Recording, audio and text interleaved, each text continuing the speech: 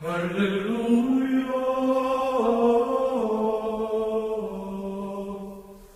alleluia.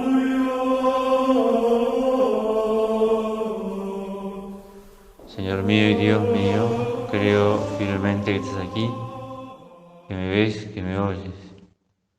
Te adoro con profunda reverencia, te pido perdón de mis pecados y gracia para hacer con fruto este rato de oración. Madre mía Inmaculada, San José mi Padre y Señor, Ángel de mi guarda, interceded por mí. Llegamos a la fiesta de la Pascua, Pascua de Resurrección, también llamada Pascua Florida, porque en el hemisferio norte es la primavera. Se puede decir Pascua de Navidad o Pascua Florida. Domingo de Pascua, Domingo de Resurrección, Domingo de Gloria, también como que recibe distintos nombres. Y es la fiesta central de la fe cristiana en la que se conmemora la resurrección de Jesús al tercer día después de haber sido crucificado. Y con la Pascua comienza un periodo de 50 días hasta Pentecostés, el tiempo pascual. No es que se fija la fiesta de la Pascua conforme al calendario civil, sino que fue fijado por el Concilio de Nicea, que estableció que la fecha de la Pascua como el primer domingo después de la luna llena tras el equinoccio de primavera. O sea, bastante complicado, pero el equinoccio de primavera se fija o se fijó el 21 de marzo, entonces después de el domingo en que haya luna llena. Por tanto, se fijan así tres cosas: equinoccio, luna llena y domingo posterior. También se deduce que la Pascua y por tanto la Cuaresma se rigen por el calendario lunar, no por el calendario solar. Pero bueno, sería esto a modo de introducción. Según lo que dicen los evangelios del día de la Pascua, la figura central no es tanto Jesús, sino los discípulos y la impresión que les da a los discípulos encontrarse con el sepulcro vacío. De allí que aparece en el Evangelio María Magdalena, después aparece Pedro y Juan, y a continuación aparece Tomás, aunque no está en el relato del Evangelio de hoy, pero es lo que viene a continuación. Qué contraste que hay entre estos dos apóstoles. ¿En qué sentido? Porque Juan fue con Pedro hasta el sepulcro, gracias a lo que dijo María Magdalena. Ya lo vamos a ver en el Evangelio. Pedro y Juan van hasta el sepulcro, no lo ven a Jesús, ven las vendas ordenadas, dobladas, y dice el evangelista que San Juan, al ver eso, cree. Y a continuación viene Tomás, que decía que no figura, viene Tomás, que no cree. Uno, no habiendo visto, viendo el sepulcro y que no está Jesús, cree, el discípulo amado, y el otro, que tampoco ve porque no estaba cuando se apareció Jesús en el cenáculo, tampoco ve, pero quiere un signo. Hasta que yo no ponga los dedos en el costado de Jesús, no voy a creer. Los dos intentan ver, pero uno cree sin ver y el otro necesita como un signo. Quizás San Juan se acordará de lo que había dicho Jesús: felices los que creen sin ver. Nos encontramos con cristianos, discípulos, que necesitan signos para ver. Juan no necesita de pruebas, otros en cambio quieren signos, quieren mensajes, quieren pruebas incontrastables para practicar su religión. A nosotros nos falta la fe de Juan para creer. Y creo que es una oportunidad en esta fiesta, en esta meditación, para repasar cuál es nuestra fe, porque los apóstoles, la predicación de los apóstoles, que volvemos, María Magdalena, cuando le cuenta a los apóstoles, después los apóstoles le cuentan a Tomás lo sucedido, los discípulos de Emaús, o sea que la primera predicación, el primer mensaje de la iglesia es que Cristo ha resucitado. En los discursos de San Pedro, por ejemplo, aquel al que ustedes le dieron muerte, ese ha resucitado, ese está vivo. Primer mensaje de la iglesia. Por eso te decía que puede ser un momento para meditar sobre nuestra fe. Hoy, en medio de la cuarentena, la iglesia está haciendo grandes esfuerzos. Aparecen en internet fotos o pequeños videitos de sacerdotes que salen con el Santísimo, con el paño de hombro cubriéndolo, a la puerta de la iglesia y dando una bendición. Uno dice, no hay nadie, por lo menos en la foto no se ve a nadie. No es que esté anunciado, pero la bendición está. Una bendición que se dirige al pueblo. Dios bendice al pueblo. El pueblo bendice a Dios y le pide la curación o le pide que aleje la enfermedad. Bendice a la sociedad, al pueblo, a la ciudad, al mundo entero. Aparecen camionetas con el Santísimo y un sacerdote atrás echando agua bendita y la gente sabiendo que ese es Jesús, que Jesús pasa por las calles. Se escuchaba en un videíto que pasaba la camioneta y se ve que la que estaba, o a una persona al lado de la que estaba filmando, iba diciendo gracias, gracias, gracias. Eso es un acto de fe y por supuesto lo del Romano Pontífice, obviamente. El Papa mismo ante la plaza San Pedro vacía bendice al mundo entero. Y nosotros, viendo esa bendición por televisión, nos ponemos de rodillas cuando el Papa sale. En las casas a miles de kilómetros, 12.000 kilómetros, nos ponemos de rodillas y estamos convencidos que el Señor nos está bendiciendo en la figura del Papa que nos bendice. Es así.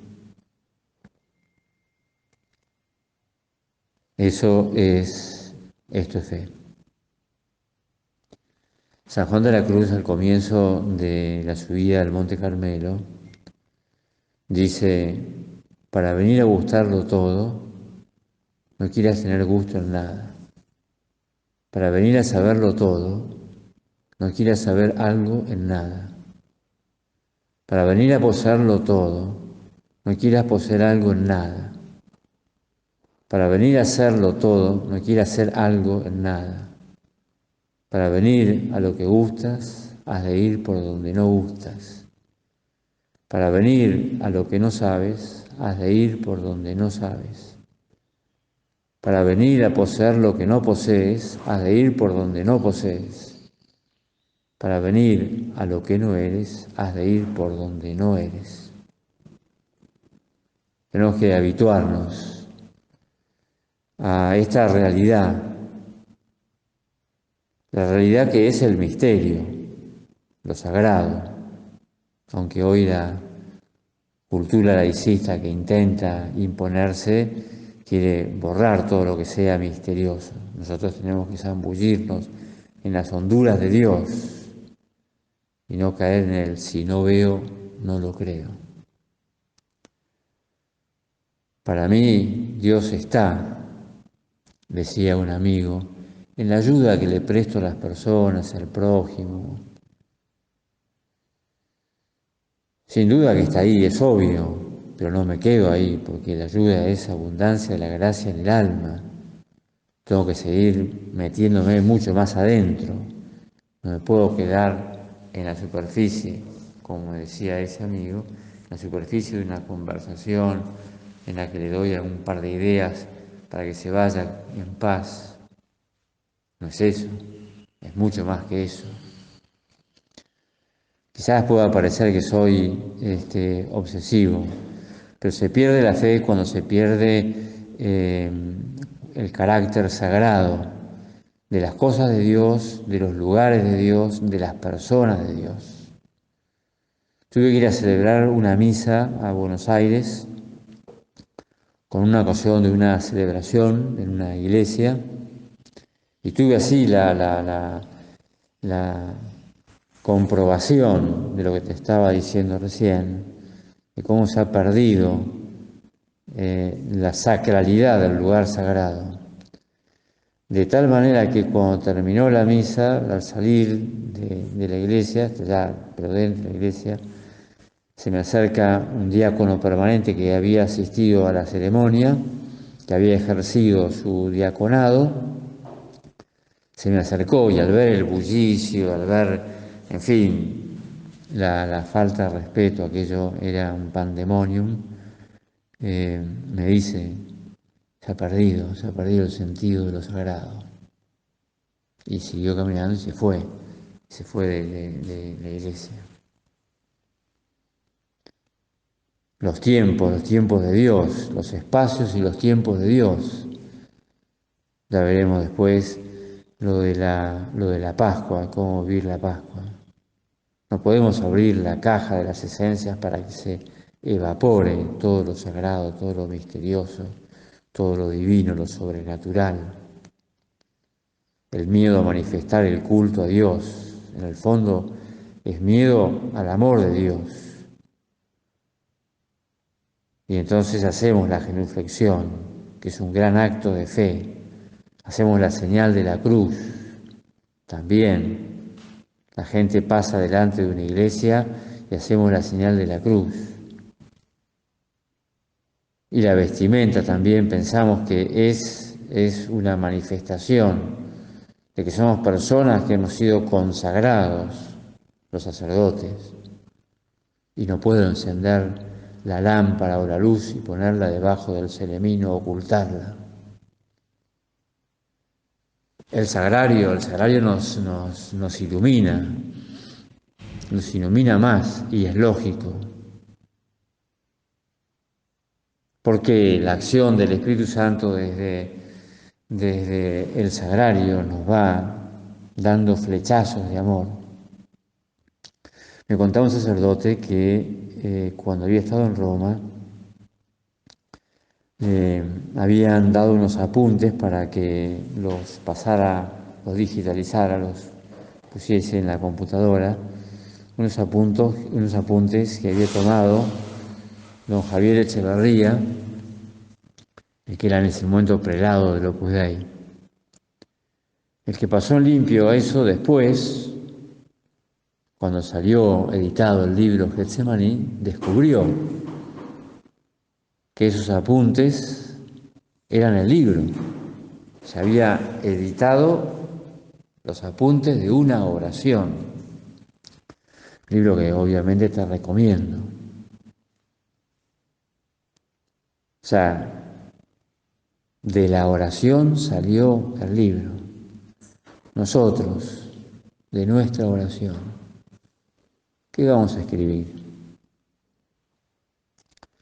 Cuando hacemos una romería, una visita a la Virgen, a una iglesia, a un santuario, a una ermita, por ejemplo, tenemos fe que está allí la Virgen de una manera misteriosa, mística, está presente la Virgen. La gente va a Salta con muchísima fe. Tenemos fe en la Eucaristía. A la Virgen la elogian por la fe que ha tenido, que se cumplirá en ella lo que está dicho de parte del Señor. María sabía que llevaba en sí misma al Hijo de Dios.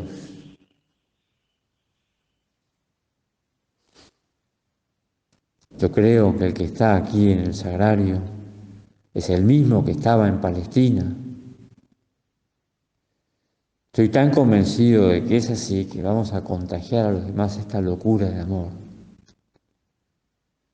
En la iglesia de Santa María en Navicella se hizo la misa de acción de gracias después de la beatificación de San José María.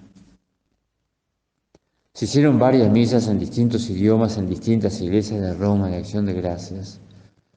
Para los argentinos tocó esa, sí, haber sido Argentina, Paraguay, Uruguay, tocó esa iglesia. A la salida de la misa se le presentó una señora al padre Emilio y le dijo, ¿se acuerda de mí? Y el padre Emilio no se acordaba. No, le dijo, no, la verdad que no me acuerdo.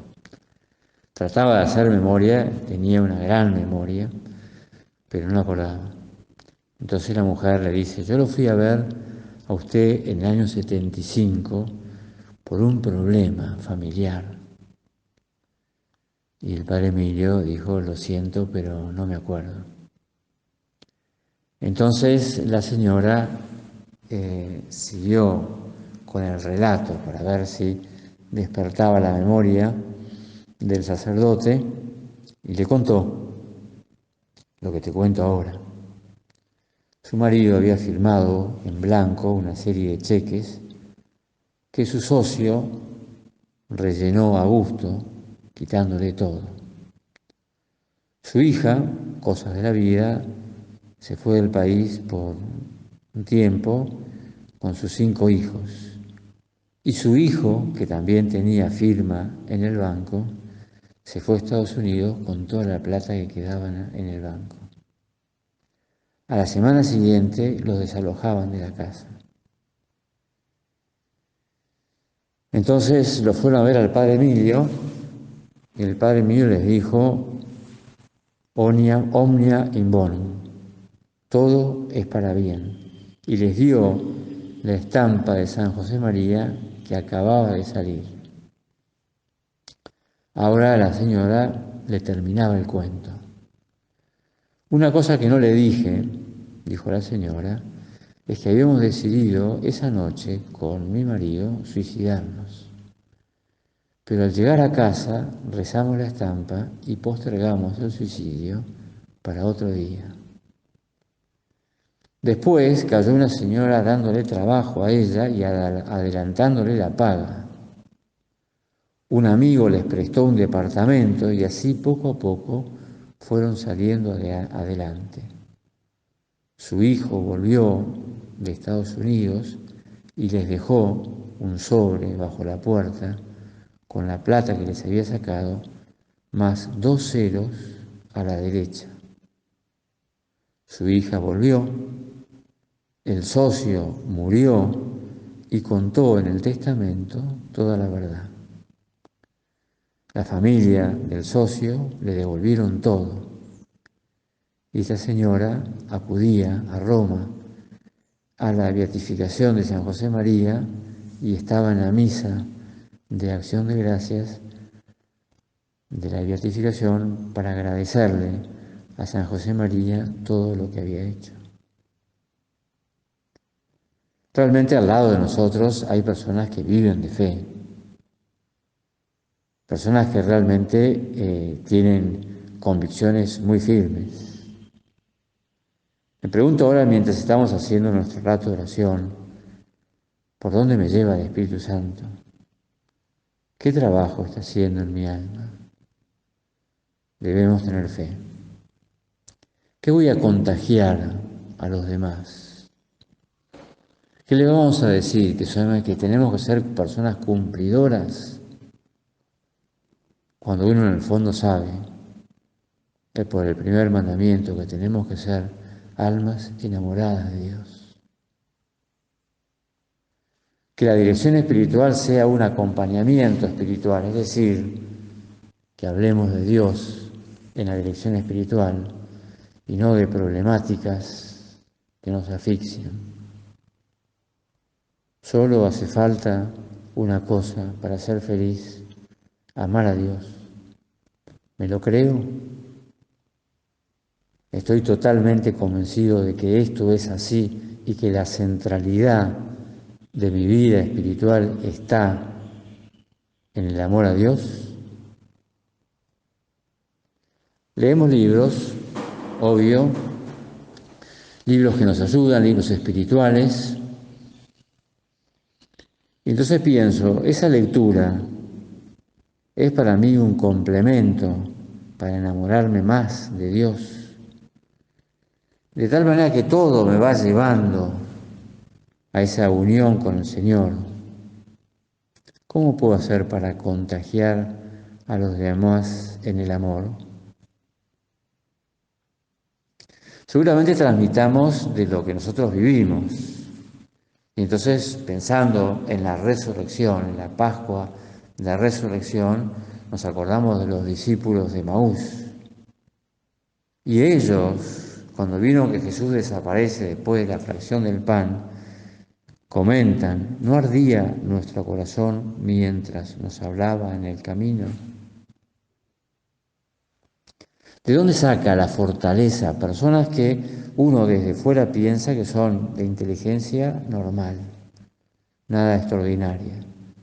¿De dónde sacan la fortaleza para vivir la vida que llevan? De una convicción profunda.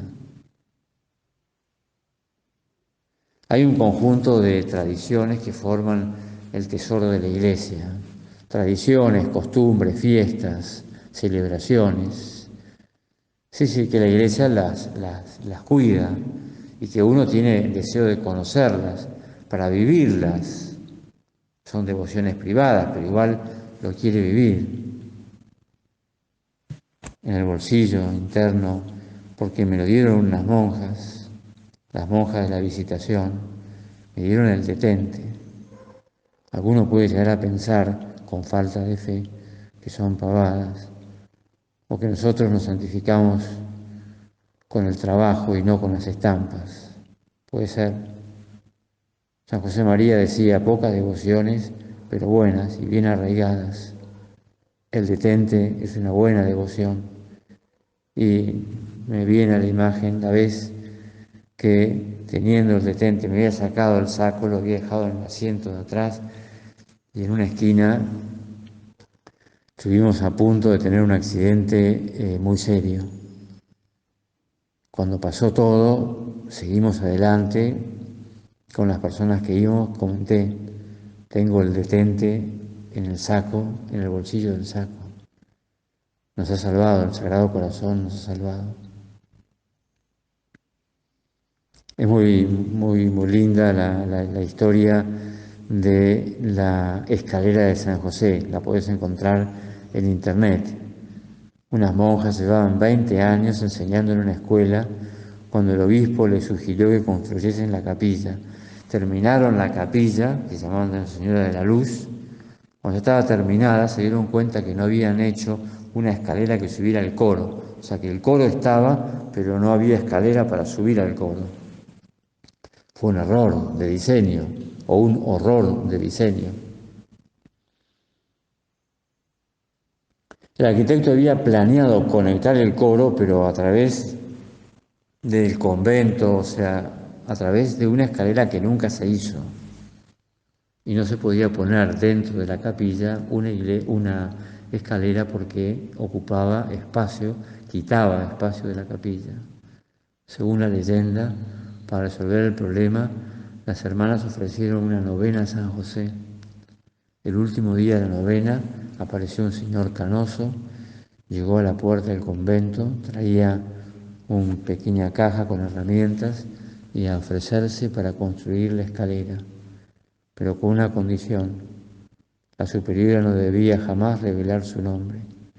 El carpintero terminó su obra, desapareció sin cobrar nada, y pronto comenzaron a circular que San José había construido la escalera para las hermanas. Hoy entras en internet y pones escalera de San José y ahí aparecerá esta historia con todos sus detalles.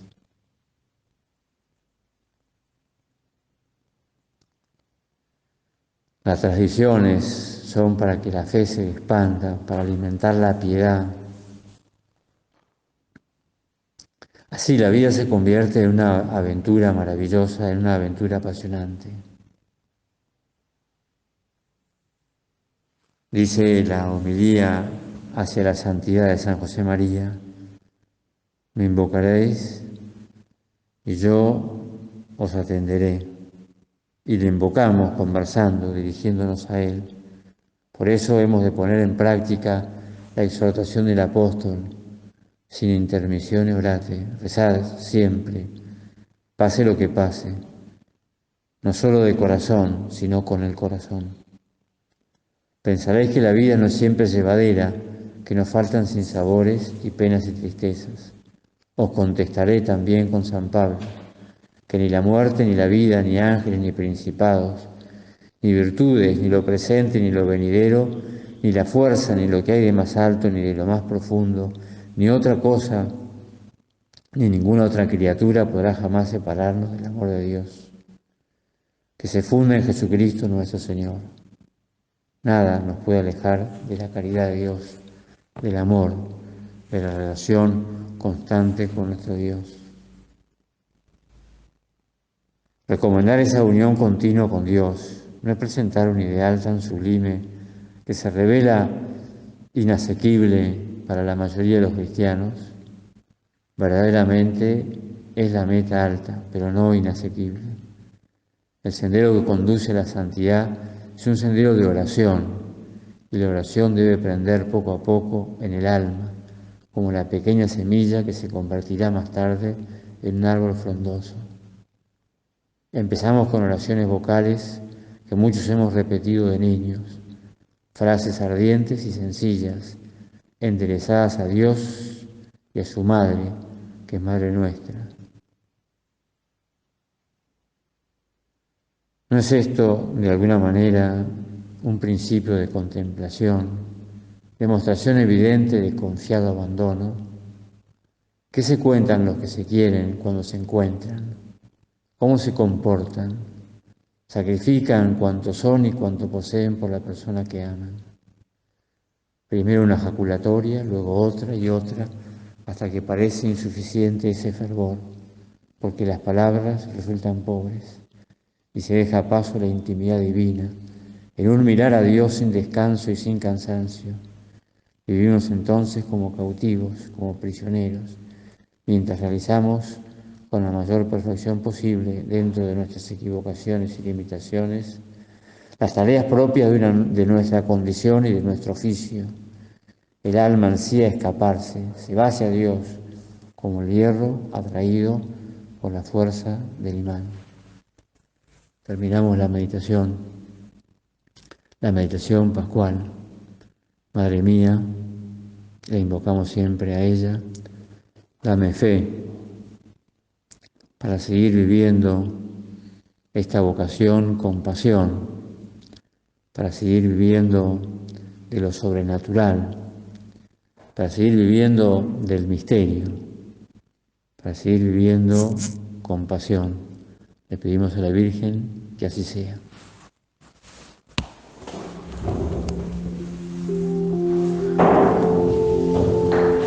Te doy gracias, Dios mío, por los buenos propósitos, afectos, inspiraciones que me has comunicado en esta meditación.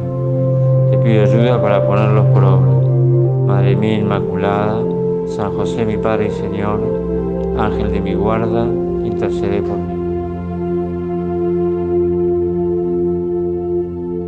Regina Caeli letare, Alleluia. Quiaque meruisti portare, Alleluia. Rector exis sic dixi, Alleluia. Ora pro nobis Deo, Alleluia.